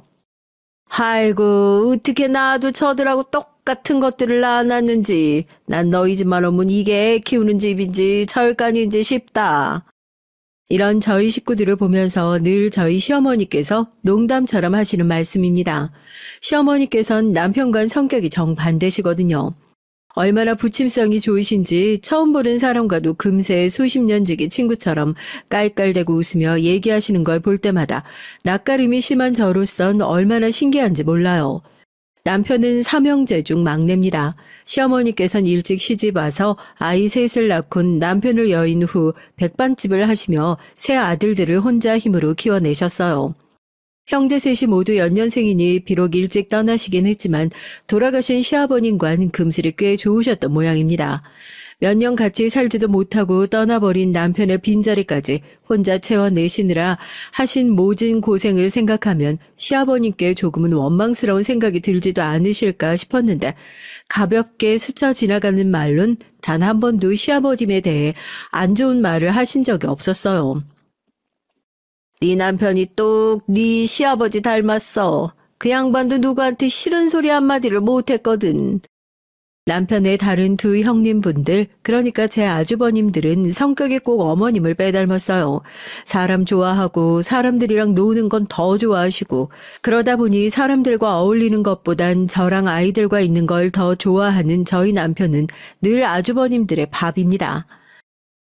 아주 조카들이랑 재수씨가 좋아 죽지. 집에만 붙어있는 남편 요새 여자들 안 좋아해. 남자가 나와서 사람들하고 좀 섞일 줄도 알고 술도 좀 마실 줄 알고 그래야지. 재미없는 놈. 시간 나면 애들하고 좀 놀아주지. 틈만 나면 밖으로 도는 걸 자랑이라고. 도련님처럼 애들도 좀 봐주고 집에 진득하니 좀 붙어있으면 좀 좋아. 사실 아주버님들이 제 남편을 귀찮게 구는 건 동서들의 바가지도 한몫하는 건 아닐까 싶기도 해요. 어머님도 우리도 다 활발한데 저놈만 저렇게 소심한 건 저놈이 별종이라 그렇다는 아주버님의 말에 등짝을 한 대 날리면서도 시어머니께선 숫기 없는 막내를 내심 걱정하시곤 하셨어요. 혼자 식당 장사하시며 온갖 진상들과 대거래하길 마다하지 않으신 어머님 입장에서야 저희가 늘 물가에 내놓은 어린애처럼 보이는 모양이셨습니다. 알게 모르게 항상 저희한테 마음을 써주셔서 저도 어머니께는 항상 애틋한 마음이 들곤 해요. 작년에 비가 오나 눈이 오나 수십 년간 굳건하게 자리를 지켜오던 식당을 정리하신 후에 노래교실에 보내드린 것도 이젠 고생 그만하시고 좋아하는 사람들 실컷 만나시며 즐겁게 사셨으면 하는 바람에서였어요. 노래야 집에서 불러도 될걸 뭐하러 돈까지 내가며 그런 데 가나 했는데 아이고 가서 친구도 사귀고 다 같이 배우니까 너무 재밌다. 요새 아침에도 그냥 벌떡벌떡 일어나진다니까. 나 생각해주는 건 역시 너밖에 없다. 그간 본인 인생을 전부 쏟아부었다 해도 과언이 아니었던 식당 일 접으시고 혹시나 우울해하진 않으실까 걱정했던 마음이 다 날아갈 정도로 기분 좋은 칭찬이었어요. 퇴직 후에 갈피를 잡지 못하시고 무기력증이나 우울감에 빠져 지내시는 분들이 많다는 얘기를 듣고 혹시나 싶은 마음에 염려를 했거든요. 늘 이놈의 식당 일만 죽어라 하고 지겨워 죽겠다고 욕을 달고 사셨지만 어머님의 식당에 대한 자부심은 대단했습니다. 그도 그럴 것이 남편 없이 세 아들을 번듯하게 장성하게 해준 생활의 터전이었으니까요. 어머님의 식당은 일이 고되긴 했지만 제법 장사가 잘 되는 편이었어요. 어머님께서 손맛이 아주 좋으시거든요. 수십 년 동안 어머님 음식 맛을 보러 오시는 단골 손님들도 꽤 많았고요. 젊을 적부터 오시던 손님이 아버지가 할아버지가 되어 자식과 손잘 데리고 오시는 경우도 심심찮게 볼 수 있었습니다. 거기에 최근 몇 년간은 SNS상에서 백반 맛집 열풍이 불면서 입소문을 타서 식당 분위기에 어울리지 않게 어린 손님들도 제법 찾아오곤 했어요. 장사가 잘 되는 거야 좋은 일이지만 그 연세에 사람 몇 안 쓰시면서 일하시는 게 늘 마음에 걸렸습니다. 이제 자식들도 다 키우셨겠다. 좀 편하게 사셨으면 하는 마음에 식당을 정리하는 게 어떠실까 여러 차례 권해봤지만 그럴 때마다 어머님께선 늘 손사래를 치셨어요. 내가 못 움직이면 또 모를까. 아이 내 힘으로 먹고 살 수 있을 때까지는 이 식당 관둘 일 없다. 사람이 일을 해야 덜 늙는 거야. 나 아직 쓸만하다. 호기롭게 외치는 말씀에도 걱정스러운 마음을 떨치기 어려웠지만 어머님께 식당이 어떤 의미인지 너무나 잘 알고 있었기에 단호하게 그만두시라 할 수도 없는 일이었어요. 그러다 결국은 사단이 나고 말았죠. 갑작스레 병원 응급실에 걸려온 전화에 남편과 전 혼비백산해서 열일 제쳐두고 병원으로 뛰어 들어갔어요. 부엌 물기에 미끄러지셔선 그대로 고꾸라져서 일어나질 못하셔서 무릎에 금이 갔다고 하더라고요. 식당의 인기 고정 반찬인 깍두기를 담는 날이라 고무대야를 나르다 순간 무릎에 힘이 훅 빠져 이 사달이 났다는 겁니다. 그렇게 수십 년간 몸을 혹사했는데 당해낼 재간 있나요? 무릎에 살짝 금간게 다라며 병원비 많이 나온다고 몸을 일으키려는 어머니께 남편이 드물게 소리를 버럭 질렀어요. 그동안 그렇게 말씀을 드렸는데 이 지경이 되고도 식당 하실 생각이 드세요? 병원 온 김에 싹 다 검사할 테니까 그렇게 아세요. 답지 않게 거세게 나오는 남편의 기세에 당황한 어머님께선 결국 입원을 해서 얌전히 종합검진을 받으셔야 했어요. 이번 사고로 다친 무릎은 당연하고 허리 디스크도 상당히 진행되고 있는 상황이었습니다. 사실 몸이 멀쩡하면 그게 더 이상할 노릇이겠죠. 결국 이 지경이 될 때까지 고집스레 식당 일을 손에서 놓지 않으셨던 어머님께 저도 순간 원망스러운 마음이 들었어요. 건강은 한 번 잃으면 돌이키는 게 쉽지 않잖아요. 하지만 평소 모습과는 달리 잔뜩 풀이 죽은 어머님을 보니까 또 측은한 마음이 들었습니다. 검사를 마치고 퇴원한 어머님 댁에 온 가족이 모여들었죠. 안건은 당연히 식당 처분에 관한 것이었고요. 삼형제 모두 더는 어머님 일하시는 거 못 본다며 의견 일치를 봤어요. 한참 말이 없으시던 어머니께선 이런 몸 상태로는 더 이상 식당 일을 하는 게 무리라고 판단하셨던지 드디어 결단을 내리셨습니다. 그래, 애초에 내가 너희들에게 짐이 되지 않으려고 아등바등 식당 일 끌어안고 살았는데 그러다 내 몸 버리면 그게 더 자식들한테 짐이 되겠지. 알았다. 식당은 이만 정리하마. 마음을 먹는데 오래 걸려서 그렇지 어머님은 평소 시원하던 성격답게 결정을 마치고 나니까 오히려 홀가분해 보이셨어요. 그때 요리조리 어머님과 가족들 눈치를 보던 둘째 동서가 입을 뗐습니다. 어머님, 그럼 식당은 파실 생각이세요? 장사는 아직 잘 되니까 자식들 중에 이어서 하는 것도 어떨까 싶은데. 내가 일은 안 해도 아직 남아있는 직원들도 있고 그 사람들 마땅한 일자리 봐줄 때까진 장사하는 시간 줄여서라도 영업은 할 거야.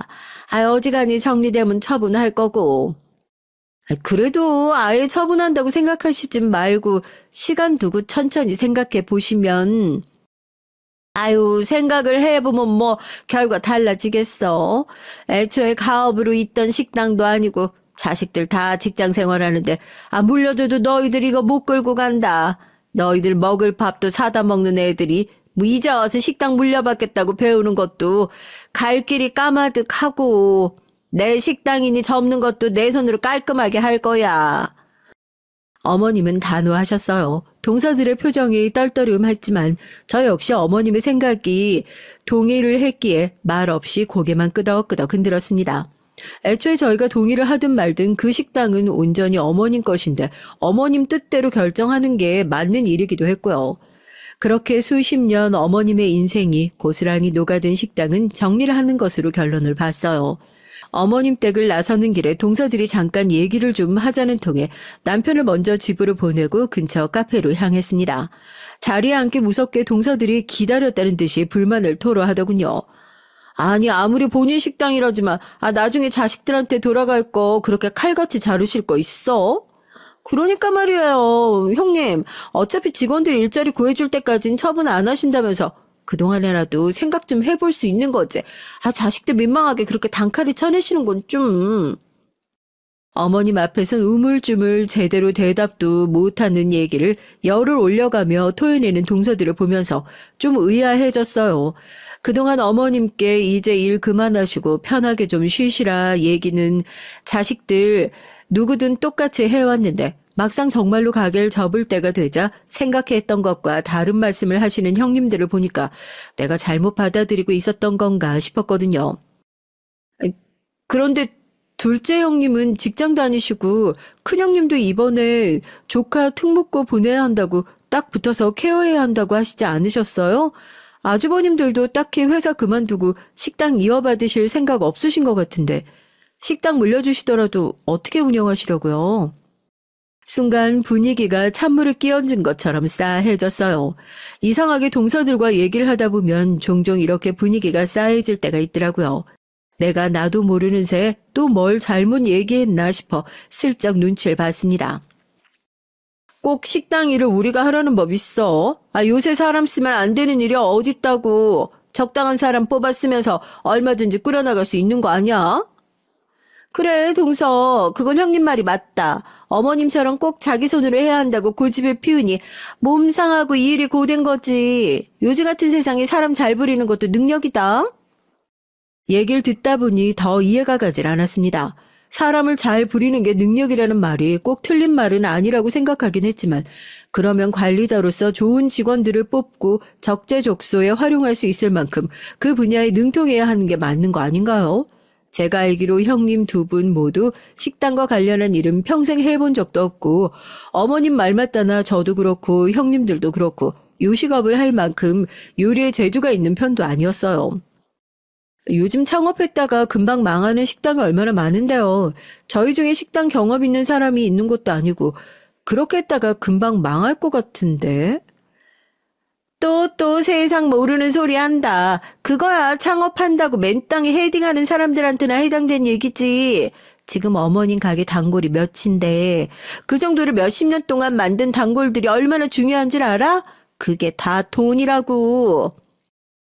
지금까지 쌓아 올린 게 있는데 아까워서 그러지. 그 정도로 입소문 타려면 요즘 홍보비니 광고비니 돈이 얼마나 들어가는데. 그 기반 다 마련해 놓고 어머님 한 분 안 계신다고 접기엔 손해가 이만저만이 아닐 거라고. 그치만 결국 그 단골분들도 다 어머님 손맛 때문에 오시는 분들이잖아요. 현실적으로 저희가 어머님 하시는 것만큼 음식 맛을 낼 수 있는 것도 아닌데 다른 분들을 구한다고 해도 어머님만큼 하실 수 있을지도 알 수 없는 거고 무엇보다 당사자인 어머님께서 정리를 하고 싶어 하시는데 어머님 말씀에 따르는 게 맞는 것 같아요. 네, 눈치 없는 저도 알 수 있을 정도로 분위기가 안 좋아지는 게 느껴졌습니다. 그렇지만 어머님께서 그럴 의사도 없으신데 저희끼리 뒤에서 사람을 써서 장사를 한 해 만에 하는 것 자체가 이치에 맞지 않다는 생각이 들었어요. 그리고 결국은 어머님 뜻대로 될 텐데 평소 어머님 식당에 크게 애정이 있어 보이지 않았던 동서들이 왜 저렇게 갑자기 식당 일에 열을 올리게 됐을까 싶었죠. 결국 그날의 얘긴 그렇게 어정쩡하게 마무리가 됐습니다. 카페를 나가는 길에 앞서 나가시던 첫째 동서가 절 돌아보시며 한마디 하셨어요. 가만 보면 동선 안 그런 것 같으면서 은근히 할 말 다 하더라? 예. 제가 말주변은 없어도 해야 할 때 해야 할 말은 꼭 해야 하지 않을까 싶어서요. 어이없어 하는 첫째 동서의 표정을 보니 머쓱했지만 어쩌겠나요? 말주변이 없더라도 꼭 필요한 말을 안 하고 살면 저도 제 주변 사람들도 결국 손해를 보게 될 텐데요. 또 미운 털이 박히겠네 씁쓸한 기분을 느끼며 집으로 돌아갔습니다. 어머님은 본인이 내뱉은 말은 무슨 일이 있어도 반드시 지키는 분이셨어요. 저희들과 단단히 약속한 대로 물리적인 일은 하지 않으셨지만 식당 직원들의 새 일자리를 연계해주는 일부터 시작해서 식당을 정리하는 모든 전반의 일이 어머님 손을 거치지 않은 것이 없었습니다. 한번 마음먹으면 물소처럼 달려나가는 추진력의 소유자답게 식당은 당초 예상한 기간보다 짧은 시간에 정리됐어요. 식당 일을 완전히 정리한 어머님은 시원섭섭해 보이셨습니다. 당신의 평생을 쏟아부은 곳이니 얼마나 많은 생각들이 드셨을진 말하지 않으셔도 알 것 같았죠. 그러나 이내 씩씩하게 기운을 차리신 어머님은 제가 앞서 말씀드렸던 노래교실 외에도 꽃꽂이며 시낭송 동호회며 그간 누리지 못한 문화생활을 마음껏 누리시며 활기차게 의욕적인 생활을 이어나가셨어요. 전 그런 어머님의 그 어느 때보다 밝은 모습을 보며 한시름 놓게 됐지만 동서들의 생각은 또 다른 모양이었습니다. 저번에 식당을 처분하는 일로 강등이라고 하기에도 민망한 의견 차이를 겪은 후로 형님 두 분이 제가 모르는 얘기를 따로 하시는 일이 잦아진 것 같았죠. 올 초 어머님 생신을 기념하기 위해 대가족이 북적북적하게 어머님 댁으로 모여들었어요. 간만에 빠진 식구 하나 없이 모두 참석한 자리에 어머님 표정도 흡족해 보이셨고요. 사실 저희가 바쁜 것도 바쁜 거지만 식당을 정리한 일에 식당을 하실 때만큼이나 활기차게 지내신 어머님이 시간 내기가 더 어려우셨겠죠.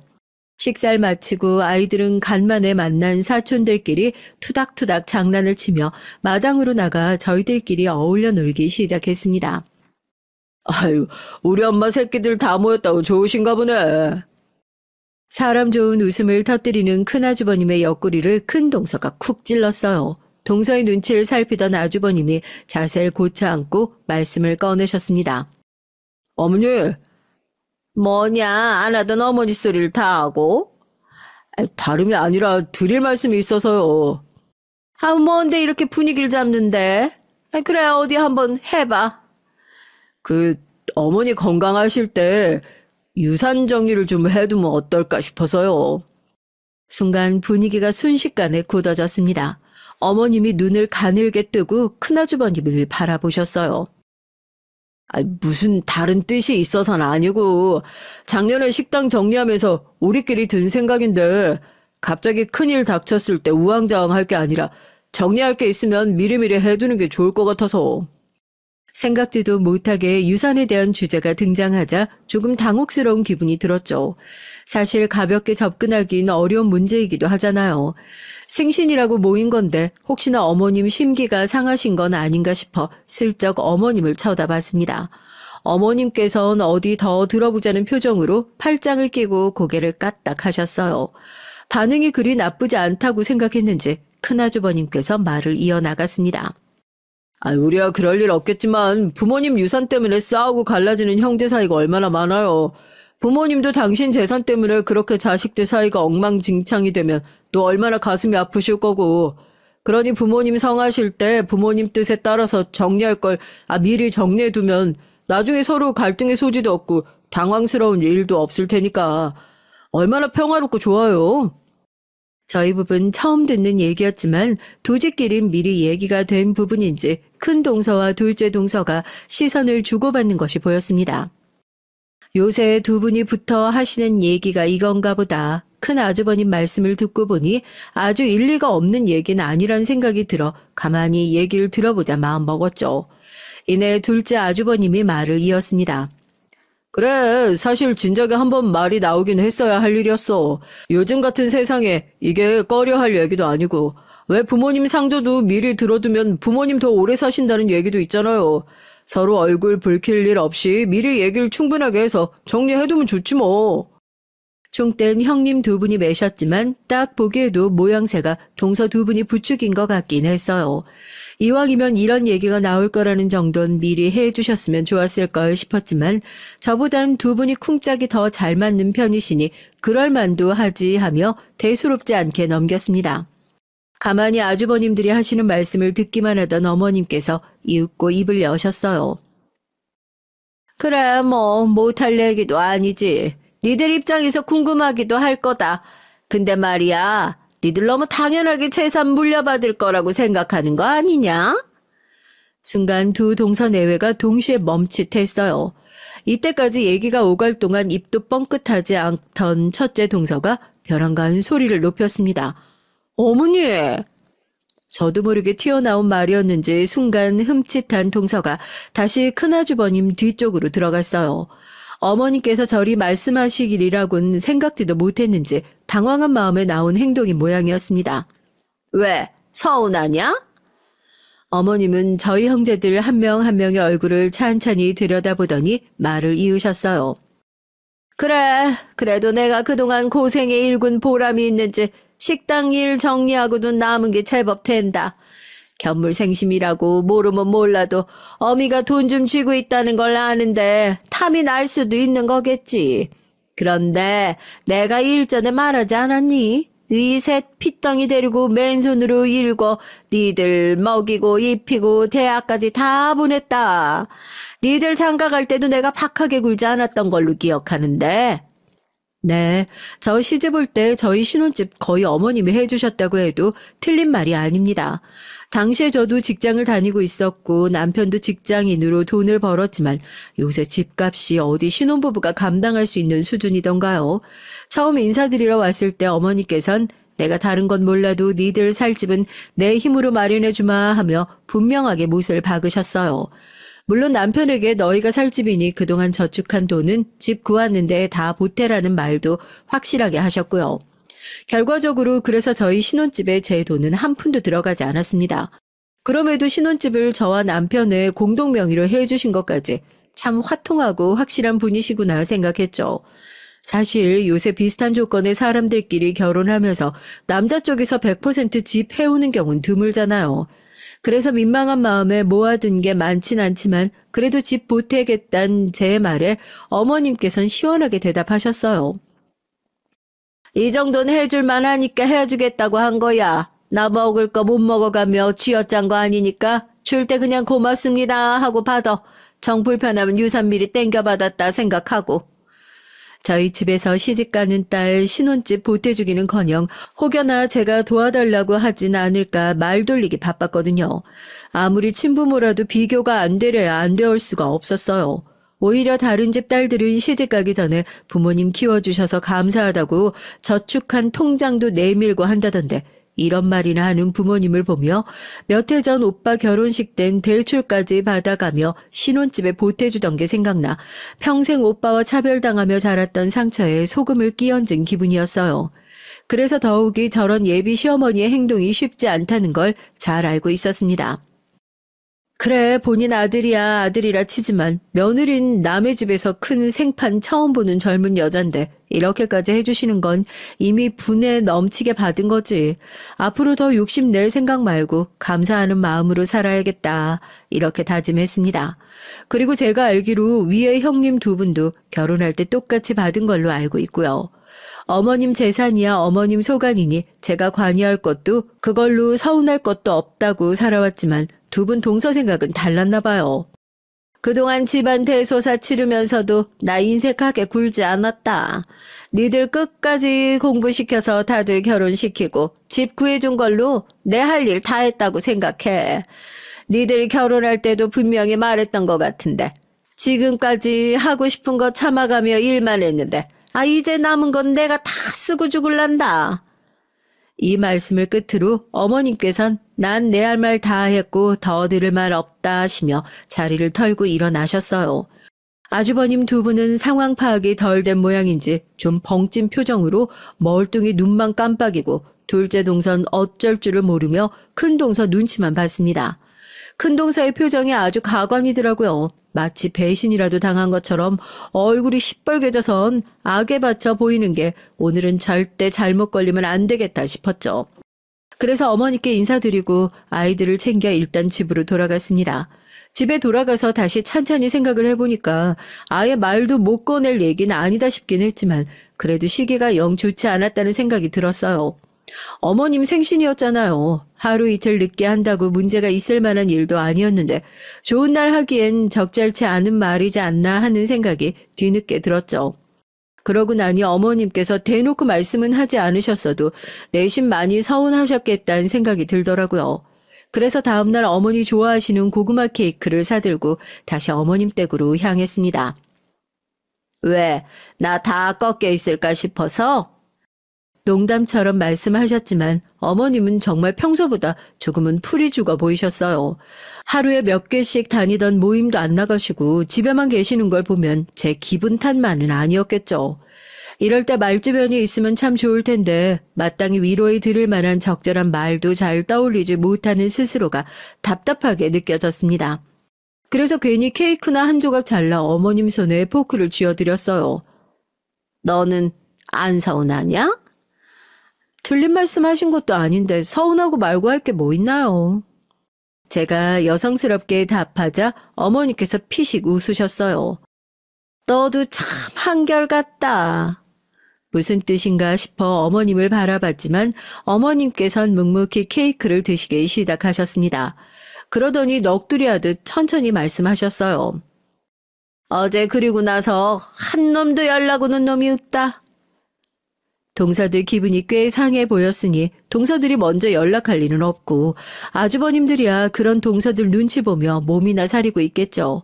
전 고개를 주걱거리며 케이크에 포크를 찔러 넣었습니다. 내 자식들이야 내가 잘 알지. 지들이 먼저 그런 생각을 하진 않았을 거고. 애들 엄마가 옆구리 찌른 걸 별 생각도 안 하고 어미 앞에서 주절주절 떠든 걸 모르지를 않아 내가. 다 키워 장가보낸 아들놈이야. 내 아들이 아니라 며느리 남편이라고들 하니 뭐 지 마누라 말 잘 듣는 거야. 뭐라 할 마음도 안 든다. 말씀은 그렇게 하셔도 서운한 마음까지 완전히 감추지는 못하시는 것 같았습니다. 니들 내외도 그 자리에서 처음 들은 얘기지? 네. 내가 그럴 줄 알았다. 또 저들끼리 작당을 한 거겠지. 그러니 너도 순둥순둥하게만 굴지 말고 좀 대거리도 하고 그러라고. 평소에 그렇게 얘기를 해도 만날 괴롭혀도 티도 안 내고 당해주지 마. 내가 언제 괴롭힘을 당했지 의아했지만 어머님 마음 풀리시는 게 먼저이니 하시는 말씀을 가만히 듣고만 있었어요. 그래도 이런저런 얘기 털어내고 나니까 기분이 한결 나아지셨는지 이내 평소의 밝은 표정을 되찾으신 어머님께서 간만에 실력 발휘를 해보겠다며 팔을 걷어붙이신 통에 저녁까지 잔뜩 얻어먹고 부른 배를 쥐고 집으로 돌아왔습니다. 그러고 2주나 지났을까요? 삼형제 내외에게 급작스럽게 어머님의 호출이 떨어졌어요. 어머님 생신 때 있었던 소동 아닌 소동 후에 가족이 다 모이는 건 처음인지라 무슨 일인가 싶었지만 아무 말 말고 일단 오라는 어머님 말씀에 남편과 어머님 댁으로 향했습니다. 굳은 표정으로 저희를 맞이하는 어머님을 보고 무슨 일이 생긴 건지 불안했지만 다들 모이면 얘기하자고 단호히 말씀하시는 어머님께 더 묻지 못하고 형님 내외를 기다렸죠. 째깍째깍 초침 넘어가는 소리만 들리는 거실에서 시계만 초조하게 바라보며 1시간을 기다렸을까? 첫째와 둘째 형님 내외가 동시에 도착했습니다. 아무래도 서로 연락을 해서 함께 온 모양이었어요. 생신 이후 형님들 내외와 어머님은 처음 뵙는 거니 어색한 기류가 흘렀지만 다들 이내 자리를 잡고 어머님의 입이 열리기만 기다렸어요. 어머님은 다들 자리를 잡은 후에도 잠시 침묵을 하시더니 이내 정적을 깨고 말씀하셨습니다. 내가 암이란다. 이게 무슨 소린지 순간 돌 맞은 기분이었습니다. 주변 공기가 순식간에 얼어붙는 것 같았어요. 내가 아는 그 암 말하는 거 맞나? 제대로 정신을 못 차리고 있는 와중에 옆에 있던 남편이 물었습니다. 암이요? 무슨 암? 위암, 말기란다. 굳은 표정이었지만 대수롭지 않게 하시는 말씀이 비현실적으로 느껴졌어요. 전 이윽고 정신을 차리고 더듬거리며 물었습니다. 아니요, 어머니 갑자기 무슨... 얼마 전에 뵀을 때만 해도 그런 말씀 없으셨잖아요. 작년에 종합검진 했을 때도 말짱했는데 갑자기 암이라니 이게 무슨... 최근에 속쓰림이 심해져서 병원 갔는데 큰 병원 가야 한다고 하더라고. 나도 그저 위험이겠거니 했지. 정밀검사 했고 암이 맞단다. 멍하니 대화를 듣기만 하던 아주버님들의 표정이 일그러졌어요. 순식간에 울상이 돼버린 제 남편 옆에 동서들도 많이 당황한 눈치였고요. 엄마 치료는? 치료는 할 수 있다지? 수술해야 된대? 얘기 좀 해봐. 큰아주버님이 울먹이며 속사포처럼 말을 쏟아내기 시작했습니다. 그런 큰아주버님을 담담히 바라보던 어머님은 침착하게 할 말을 이어가셨어요. 더 할 수 있는 게 없단다. 그 말에 아들 삼형제의 고개가 푹 수그러들었습니다. 남편의 어깨가 들썩이는 걸 보면서 저도 눈물로 눈앞이 흐려지기 시작했어요. 꽉 쥔 남편의 주먹을 감싸 잡으며 전 말했어요. 어머님, 저랑 병원 다시 가세요. 왜 진작 말씀을 안 하시고 같이 갔으면 좋았잖아요. 저랑 다시 병원 가서 다시 검사 받아요. 그리고 다시 얘기해요, 우리. 그럴 거 없어. 병원 한 군데만 간 거 아니야. 나도 혹시나 싶어서 한 군데 더 가봤는데 똑같은 소리만 더 들었다. 어머니 그래도 저랑 한 번 더... 그 소리 또 듣기 내가 너무 괴롭다. 할 수 있는 거 안 해본 거 아니야. 해줄 수 있는 것도 없다는데 자꾸 병원에서 남은 시간 쓰기 싫다. 단호하게 거절하는 어머님을 보며 마음이 너무 아팠어요. 혼자서 암이라는 말을 2번이나 들으셨을 어머님 모습을 상상하니까 가슴이 미어졌습니다. 이미 어머님 혼자 마음 정리를 끝내신 것 같아 가장 힘드셨을 순간에 힘이 되어드리지 못한 것이 죄스러웠죠. 오늘 너희들 부른 건 이미 할 수 있는 게 없다는 걸 알았는데 병원에서 죽고 싶지 않다는 걸 확실히 얘기하기 위해서야.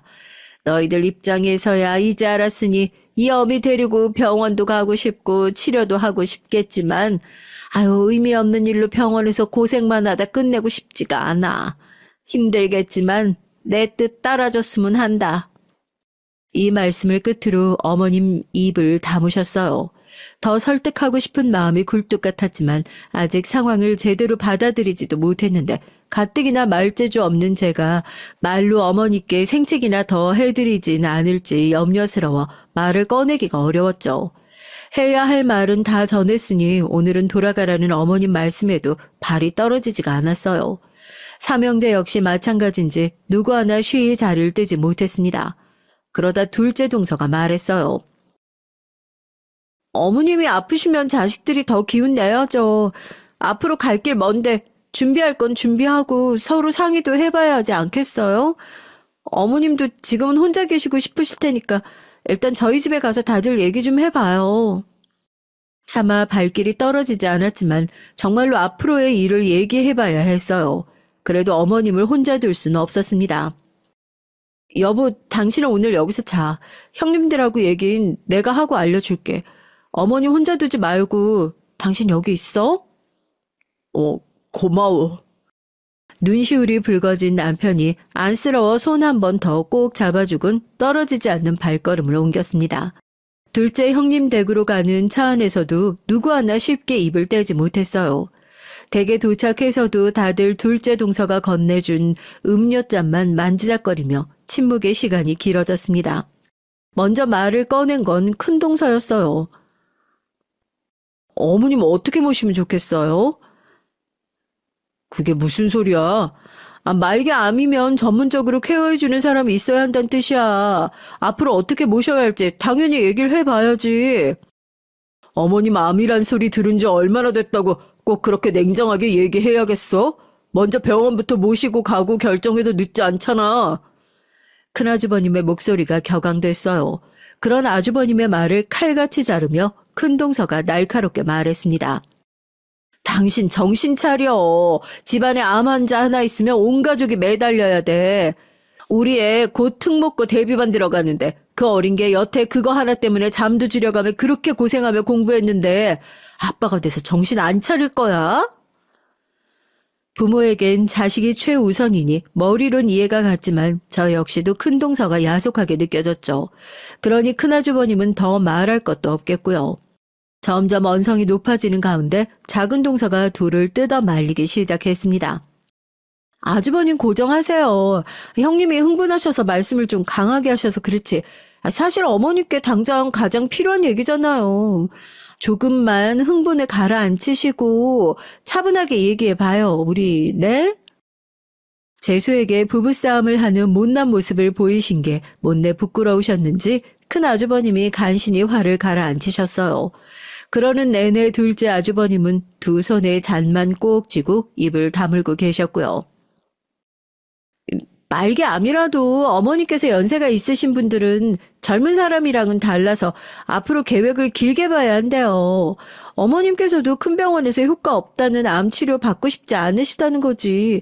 요양병원에 가기 싫다는 뜻은 아니셨을 거예요. 요양병원? 지금껏 한마디도 없이 입을 다물고 있던 둘째 아주버님이 눈을 희번덕거리며 동서를 노려봤어요. 그 기세에 순간 둘째 동서가 움찔했지만 이내 말을 계속했습니다. 현실적으로 그렇잖아요. 저나 형님이나 직장이며 아이 교육 때문에 집에 모시기가 쉽지도 않고 어머님도 전문적인 의료진 있는 곳에서 케어를 받으시는 게 돌발적인 상황에 대처하기도 훨씬 낫고. 그래도 요양병원이라니. 어머님 말씀 들은 지 얼마나 됐다고 벌써 요양병원에 모시단 얘기를. 그럼 당신이 어머니 모시든가. 또다시 순식간에 분위기가 험악해졌습니다. 우리 집에 모셔오면 그게 내가 모시는 거지 당신이 모시는 거야? 아들이라고 말 한 번 번지르르 했지. 결국 그 뒤치다거린 다 내가 하게 되겠지. 아들도 제대로 안 모신 어머니, 내가 안 모시겠다는 게 못할 소리야? 내가 나쁜 년이야? 어? 그만 못해? 애초에 모실 생각도 없으면서 말이라도 좀 걱정하는 것처럼 할 수는 없겠어? 당신 진짜 이것밖에 안 된 사람이야? 이것밖에 안 되는 건 당신이지. 당신이 평소에 밖으로 안 나돌았어봐. 내가 이렇게까지 생각했겠어? 제 자식 챙겨주는 것도 귀찮은데, 제 어머니라고 제대로 챙기겠냐고. 다급히 뜯어 말리는 둘째 동서를 바라보는 둘째 아주버님의 표정이 참담하게 일그러졌어요. 상의를 하자는 처음의 의도는 온데간데 없이 사라지고 첫째 동서와 첫째 아주버님의 악다구니만 이어졌습니다. 화제를 돌리려는 모양인지 둘째 동서가 다급히 시선을 제 쪽으로 돌렸어요. 동서는? 막내 동서는 어떻게 생각해? 그쯤 되자 저도 피로감이 극에 달했습니다. 어머니의 투병 소식에 뒤이어 큰형님 내외의 개싸움까지 다 집어치우고 집으로 돌아가고 싶은 마음뿐이었어요. 하지만 어찌 됐든 어머님의 앞으로의 결정을 하는 자리인데 섣불리 말하고 싶진 않았습니다. 더욱이 함께 의논하고 결정해야 할 남편도 이 자리에 없었고요. 그래서 간신히 생각을 가다듬고 말했죠. 요양병원 얘긴 이제 처음 나온 거니까요. 일단 애들 아빠한테 말해서 같이 상의해 볼게요. 상의는 무슨, 여태 말 한마디 없이 앉아있다가. 누가 봐도 명백한 비아냥이었지만 그러든지 말든지 대꾸하고 싶은 기분도 들지 않았어요. 그 길로 어머님과 함께 있는 남편에게 갔습니다. 어머님 잠자리를 봐드리고 건너방으로 넘어와서 둘째 형님 댁에서 있었던 일을 나름대로 걸러서 전했어요. 그럼에도 평소 큰 동서가 어떤지 겪은 게 있는 남편은 대화 분위기가 어땠을지 말하지 않아도 짐작하는 것 같았습니다. 가뜩이나 오늘 어머님의 투병 소식으로 상처받았을 남편이 안쓰러워서 꼭 안아주면서 저도 생각에 잠겼죠. 사실 어머님이 말기암이라는 소식에 받은 충격이 너무 커서 동서들의 입에서 요양병원이란 단어가 나오기 전까진 전혀 생각을 못하고 있었기에 머릿속이 복잡했어요. 앞으로의 일을 생각하면 어머님께 전문적인 의료진의 도움이 필요하다는 데엔 동의했지만요. 요양병원에 모시자는 건 솔직히 걱정스러웠습니다. 아무리 병원 시설이 잘 되어 있다고 해도 병원은 병원이니까요. 게다가 하루라도 밖에 나가서 활발하게 움직이지 않으면 좀이 쑤셔 견디질 못하시는 어머님 성정에 요양병원 생활을 제대로 버티실 수나 있으실까 마음이 답답해졌습니다. 집에서 모실 땐 그래도 잘 버티시는가 싶으시더니 요양원에 모시자 하루가 다르게 상태가 급속히 나빠지시더니 금방 돌아가시더라는 친구 부모님들의 얘기도 영 마음에 걸렸고요. 그러다 문득 어머님을 처음 뵌 지 얼마 되지 않았던 결혼을 준비하던 때의 일이 떠올랐죠. 처음 결혼 준비를 할 땐 제가 뭐라도 해달라 할까 싶어 소극적으로 나오던 친정 부모님이 시어머니 될 분께서 신혼집을 해주신다는 말에 얻어먹을 게 있겠나 싶으셨는지 어머님 식당에까지 들락거리기 시작했어요. 그러면서 모자란 자신의 딸이 어떻게 이렇게 훌륭하신 분의 아드님에게 시집을 가게 됐는지 감개무량한 마음을 여과 없이 드러내셨었죠. 그 모자란 딸을 깎아내리는데 한치의 주저함도 없이 말입니다. 친정 부모님이 어머님의 식당을 찾아가고 있단 말을 듣곤 얼마나 경악했는지 몰라요. 동시에 너무 부끄럽고 창피했어요. 그런 짓을 했는데 제가 사랑받지 못하고 자란 딸이라는 건 너무나 티가 났겠죠. 어머니께 죄송해서 어쩔 줄 몰라 하면서도 비장함에 눈물이 났습니다. 아무리 부모 자식 간이라도 남의 마음이 내 맘처럼 되겠니? 살아보니 부모라고 다 같은 부모도 아니고 자식이라고 다 같은 자식도 아니더라. 네가 모자라서 널 덜 예뻐하신 게 아니니 이제 사돈 어른이랑 사부인한테 상처받지 마라. 우리가 남으로 만났어도 정 붙이고 살다 보면 또 서로 의지가 되지 않겠냐. 앞으로 내가 더 귀하고 귀하게 여기며 살 테니까 울지 마. 제 손을 꼭 붙잡고 다짐하시는 어머님의 말씀을 들으며 얼마나 울었던지요. 제 부모에게서도 들어본 적 없는 귀하다는 말을 들으며 전 비로소 마음속으로 제 부모와 손절할 수 있었습니다. 어머님은 저에게 그저 고부 사이가 아니라 제 친엄마보다도 더 어머니 같은 분이셨어요. 드디어 굳게 마음을 먹고 전 남편에게 말했죠. 어머님, 우리가 모시자. 남편은 놀랐는지 새빨개진 눈을 동그랗게 뜨고 말똥말똥 저를 쳐다봤습니다. 제가 먼저 모시자는 말을 꺼낼 줄은 몰랐던 모양이에요. 제가 지금 당장 직장에 다니고 있진 않지만 저희도 아이가 둘인데다가 가게에 보태려고 간간히 부업도 병행하고 있었거든요. 그런 상황에서 암 환자를 집에 모시는 게 쉽지 않을 거라는 건 저나 남편 모두 말하지 않아도 잘 알고 있었어요. 당신 정말 괜찮겠어? 먼저 말을 꺼내준 제게 고마워하면서도 남편은 걱정을 감추지 못했습니다. 그렇지만 나중에 혹여 상태가 많이 안 좋아지셔서 병원에 모시게 될지라도 일단은 할 수 있는 데까진 해보고 싶었어요. 고마워. 정말 고마워. 고마워 여보. 제 양손을 꼭 부여잡고 남편은 고맙다는 말만 연신 반복하며 눈물을 뚝뚝 흘렸습니다. 그래, 해보는 데까지 해보자. 그래야 남편도 저도 후회가 남지 않을 것 같았습니다. 마음 먹었으니 더 거칠 게 없었죠. 아주버님 두 분과 동서들에게 단체 문자로 저희가 어머님을 모시겠다는 연락을 보냈어요. 어머님 집에서 하룻밤을 보낸 다음 날 두 형님 내외가 다시 어머님 댁으로 찾아왔습니다. 분명 어제 보낸 문자 때문이겠거니 했는데 아니나 다를까 먼저 현관문을 박차고 들어온 둘째 아주버님이 제 손을 꼭 잡고 연신 감사하다 인사를 건넸죠. 재수씨 고맙습니다. 정말 고맙습니다. 남편이 꾸벅꾸벅 허리까지 접어가며 감사 인사를 반복하자 둘째 동선 영 민망한 모양이었어요. 곁에 있던 큰 아주버님은 그새 더 울었는지 눈이 퉁퉁 부어 있었죠. 제가 정말 재수씨 뵐 낯이 없습니다. 죄인처럼 고개 숙인 큰 아주버님을 보며 큰 동선 언짢은 기색을 숨길 생각도 없어 보였어요. 대뜸 나온 첫 마디에 가시가 잔뜩 박혀 있었죠. 요양병원에 모시자고 말 다 맞춰놨더니 곳에 동서가 모시겠다고 문자만 딸랑 보내? 대번에 질린다는 표정을 지은 남편이 큰 동서를 쏘아봤어요. 큰 아주버님과 둘째 아주버님도 언성을 높였고요. 형수님 진짜 그러시는 거 아닙니다. 당신 도대체 사람이 왜 그렇게 꼬였어? 누가 당신한테 어머니 모시래? 재수 씨한테 고마워하진 못할 망정 이게 뭐 하는 짓이야? 당신 어머니인데 고마워해야도 당신이 고마워해야지. 아, 왜 내가 숙이고 들어가야 되는데? 동서의 집에서 팔자 좋게 놀고 있으니까 그럴 여유가 있는지 몰라도 난 우리 애 학원 픽업하고 뒷바라지 하는 것만으로도 벅차. 애 교육은 죄다 나한테 맡겨놨으니까 뭘 아는 게 있기는 해.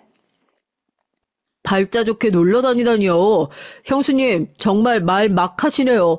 도대체 뭐가 그렇게 마음에 안 드셔서 애엄마한테 이렇게까지 막대하십니까? 좀처럼 언성 높이는 일이 없는 저희 남편까지 화를 참지 못하자 첫째 동서의 기세도 주춤하는 듯 했어요. 그러나 이내 화살은 또다시 저에게 돌아왔습니다.